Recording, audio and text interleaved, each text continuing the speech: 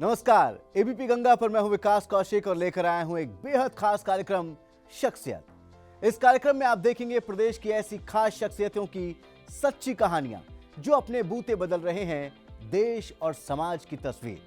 आज शख्सियत में आपको दिखाते हैं ऐसी ही एक कमाल की शख्सियत सुरेश प्रसाद चौधरी की बेहद प्रेरक कहानी। उत्तर प्रदेश के नोएडा में रहकर बिजनेस में तरक्की की ऊंचाइयां छूने वाले सुरेश प्रसाद चौधरी के जीवन में सब कुछ है सिवाय शिक्षा के। कभी अपने माता पिता की मजबूरियों की वजह से सुरेश प्रसाद चौधरी की पढ़ाई सिर्फ दूसरी क्लास तक ही हो पाई थी, लेकिन उनके साथ जो हुआ वैसा दूसरे बच्चों के साथ न हो, किसी और बच्चे की पढ़ाई पैसे के अभाव में ना छूटे। इस उम्मीद के साथ सुरेश प्रसाद चौधरी ने अपने साथियों के साथ मिलकर खोले हैं सार्थक प्राइमरी स्कूल्स, जहां सिर्फ 100 रुपए के मासिक शुल्क पर बच्चों को मिलती है अच्छी गुणवत्ता की शिक्षा। खिलते खिलखिलाते खूब मुस्कुराते ये नन्हे से फूल, किताबें पढ़ते कंप्यूटर चलाते ये प्यारे से बच्चे, खेल में दांव लगाते ये नन्हे खिलाड़ी, कलाओं में हाथ आजमाते ये नन्हे कलाकार। हर सार्थक तरीके से ये रोज ऐसे ही करते हैं अपने भविष्य से साक्षात्कार। जी हां, अलग अलग विधाओं को सिखाते सार्थक माहौल में अच्छी शिक्षा के साथ एक बेहतर भविष्य के ख्वाब बुनते इन नौनिहालों को पढ़ने, आगे बढ़ने और जिंदगी में कुछ कर गुजरने का भरोसा दे रहा है इनका ये सार्थक प्राइमरी स्कूल।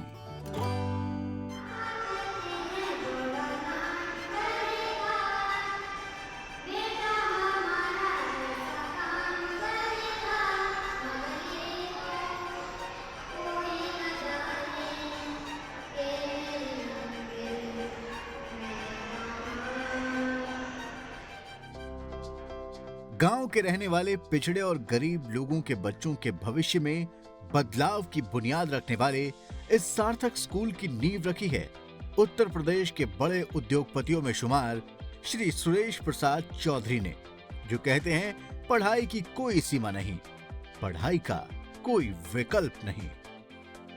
ऐसा नहीं है, लेकिन आज के समय में तो बहुत ज़्यादा पढ़ाई की ज़रूरत है, क्योंकि कंप्यूटर का ज़माना आ गया। हर आदमी आजकल हाथ में मोबाइल है, बस हाथ में ही सारा कुछ काम आ गया है।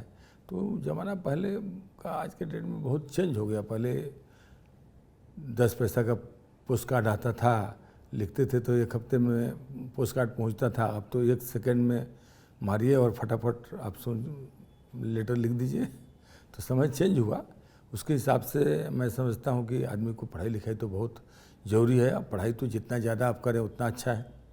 देखिए, शिक्षा एक ऐसा चीज़ है कि आदमी बहुत आगे बढ़ सकता है। शिक्षा होने पर बच्चे आज के ज़माने में आज के हिसाब से काम कर पाएंगे। इसलिए शिक्षा का मुझे लगा कि भाई इस पर हमको ध्यान देना चाहिए। आज कामयाब उद्योगपति माने जाने वाले सुरेश प्रसाद चौधरी की जीवन यात्रा बिहार के मुजफ्फरपुर जिले से शुरू हुई। एक बेहद गरीब परिवार के बेटे के तौर पर शुरू हुआ उनका सफर अनेकों कठिनाइयों से गुजरा।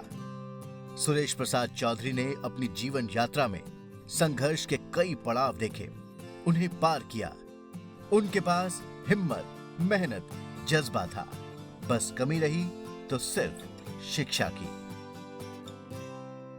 वैसे मेरा जन्म स्थान तो मुजफ्फरपुर जिला साहिबगंज बैजनाथपुर करनौल में हुआ है। मेरे पिताजी का भी स्थिति ऐसा नहीं था कि हमको पढ़ा लिखा सके। हम लोग थोड़ी बहुत खेती वगैरह थी, उसमें भी कोई विशेष नहीं था। पिताजी भी नौकरी करते थे और मैं भी वहाँ नौकरी शुरू किया था। तो मैं 15 रुपया 4 आना नाश्ते में नौकरी करना शुरू किया था। उसके बाद मैं कुछ दिन के लिए मोतिहारी चला गया था। मोतिहारी के बाद फिर मैं मुजफ्फरपुर साहिबगंज आ गया, जो मुजफ्फरपुर ज़िला में है। और हम 5 भाई थे, तो सभी भाइयों को मैंने मुजफ्फरपुर यहाँ जब मैंने काम शुरुआत किया तो पहले मैंने कुछ छोटा मोटा दुकान किया, लेकिन उसमें सक्सेस नहीं हुए। तो आगे मैंने एक काम शुरू किया जिसको बोलते हैं अछवानी मसाला। अछवानी मसाला का मतलब होता है जो बच्चा पैदा होता है ना तो और लेडी लोग खाती हैं उसको अछवानी मसाला बोलते। उसको मैंने बनाना शुरू किया, साइकिल से शुरुआत किया बेचना। उसमें हम डेली 20-25 रुपये की कमाई हमारी शुरू हो गई। तो मैंने सोचा कि भाई अब तो मैं अच्छा काम कर सकता हूँ। 20-25 रुपये डेली का, जो 15 रुपये महीना में काम करता है उसको 20-25 रुपये डेली का। फिर हमारे ऊपर ये ध्यान था कि हमको जो है सो कोई 200-300 रुपये कर्जे भी थे। मैंने 10 रुपये 20-20 रुपये करके वो भी सधा दिया।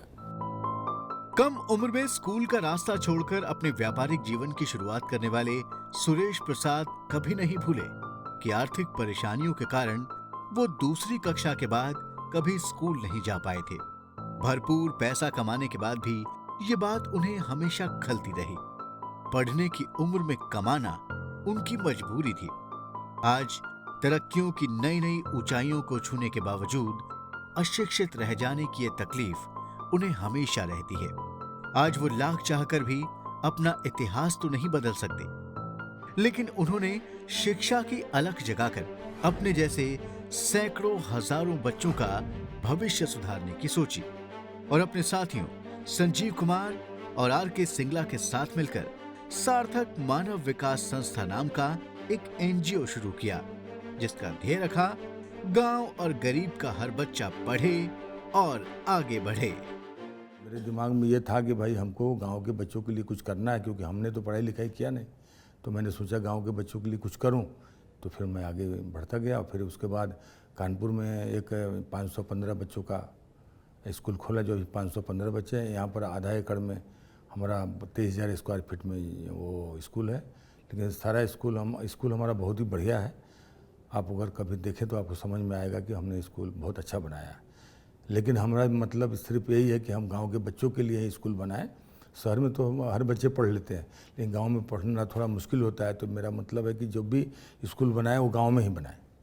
2017 में बनाया था उधर अपना क्या कहते हैं साहिबगंज, इनका जो गांव है। इन्होंने अपना स्कूल दिखाया कि ये 2 क्लास पढ़ा हूँ मैं। विचार मिलते गए, आगे बढ़ते चले गए। फिर कानपुर स्कूल भी गए, बनाया। वो इंडस्ट्रियल एरिया था सारा, मोस्टली इंडस्ट्री के लोग काम करते थे।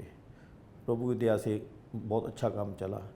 मेहनत इन्होंने बहुत की है, लाइफ में भी की है, स्कूल के लिए भी कर रहे हैं। उन्होंने शिक्षा की जो अलख यहाँ पे जगाई है और इसकी रोशनी और इसका प्रकाश जो चारों तरफ फैल रहा है, उस प्रकाश में मैं यहाँ के बच्चों के सुखद भविष्य को देख रहा हूँ, उनको आगे बढ़ते हुए देख रहा हूँ और आशा करता हूँ उनके सपनों को, उनके आने वाले जो उनकी सोच है, उनको ये फ्यूचर के बच्चे भविष्य में साकार करेंगे।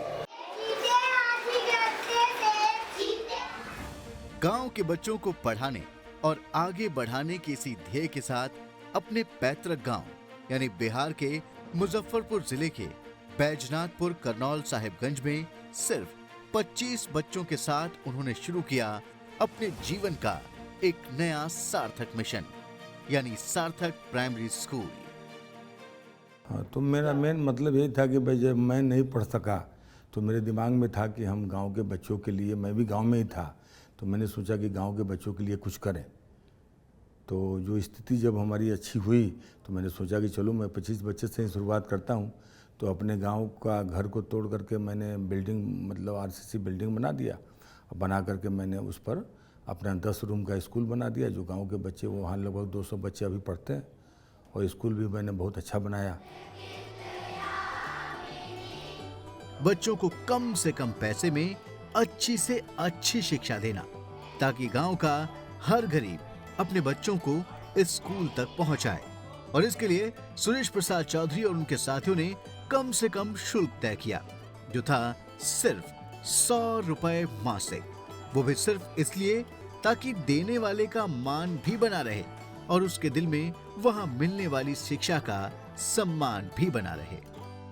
जो सोच है ना कि समाज के वैसे बच्चे जो कुछ करना चाहते हैं, एनर्जेटिक हैं, उनको कुछ करने की तमन्ना है, लेकिन फंड्स के कारण वो आगे नहीं बढ़ पा रहे हैं, अच्छे प्राइवेट स्कूल में नहीं पढ़ पा रहे हैं। तो अच्छे प्राइवेट स्कूल में पढ़ने में बहुत खर्च है और उनके गार्जियन उनको पढ़ा नहीं सकते। तो हम लोगों ने, या सुरेश जी की ही सोच है कि उन्होंने सोचा कि हम लोग एक ऐसा स्कूल खोलें जो एकदम कोई अच्छे प्राइवेट स्कूल के लेवल का हो और चार्जेस मिनिमम हो। सिर्फ 100 रुपये मंथली चार्जेस है और 100 रुपये एडमिशन फ़ी है, उसमें हम लोग बच्चों को पढ़ाते हैं। 100 रुपया अगर हम नहीं लेंगे तो बच्चे को दिमाग में आएगा कि फ्री का पढ़ाई है, इसलिए ये लोग आपको उसका तवज्जो नहीं देंगे।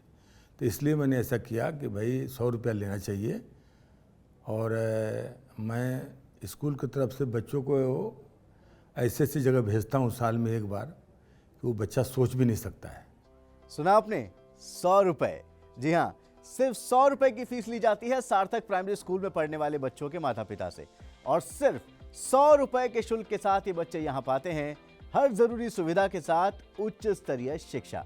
आखिर कैसे संभव हो पाता है इस स्कूल को चला पाना, इसके बारे में भी आपको बताएंगे और साथ ही आपको मिलवाएंगे इन बच्चों के माता पिता से जो बार बार सार्थक प्राइमरी स्कूल्स के संस्थापक सुरेश प्रसाद चौधरी को दिल से शुक्रिया कहते नहीं थकते। हाँ, अपने दिल से हम यही कहना चाहते हैं कि उनको कोट कोट प्रणाम, बार बार धन्यवाद।